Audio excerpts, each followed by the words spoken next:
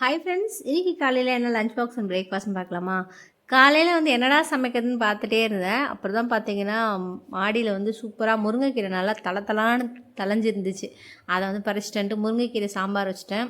முருங்கைக்கீரை சாம்பார் வந்து சூப்பராக இருக்கும். கருணைக்கிழங்கு வறுவல் வச்சு காலைல பசங்களுக்கு வந்து லஞ்ச் பாக்ஸ் பேக் பண்ணிட்டேன். அடுத்து வந்து காலையில் பிரேக்ஃபாஸ்ட்டுக்கு தோசையும் தக்காளி தக்காளி கிரேவி, தக்காளி மட்டும் போட்டு நல்லா வந்து மசிச்சுட்டு கூட வந்து வெந்தயமும் கடுகு வந்து ஒரு 1 ஸ்பூன்னா வெந்தயம் வந்து ஒரு 1/4 ஸ்பூன் அளவுக்கு நல்லா வறுத்து பொடி பண்ணி அந்த தக்காளி கிரேவியில் போட்டு கொஞ்சமாக நல்லெண்ணெய் ஊற்றி இறக்கி அதை வந்து நம்ம தோசை கூடயோ சப்பாத்தி கூட வச்சு சாப்பிட்டோம்னா சூப்பராக இருக்கும். அதுதான்.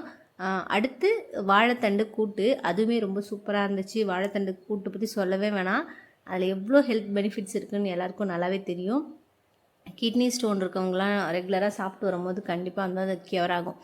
அடுத்து வந்து முருங்கைக்கீரை சாம்பார். முருங்கைக்கீரை இலையும் வந்து அயன் வந்து அவ்வளோ இருக்குது. இருக்கிற கீரையிலே ரொம்ப வந்து பெஸ்ட்டுன்னு பார்த்திங்கன்னா முருங்கைக்கீரை தான்.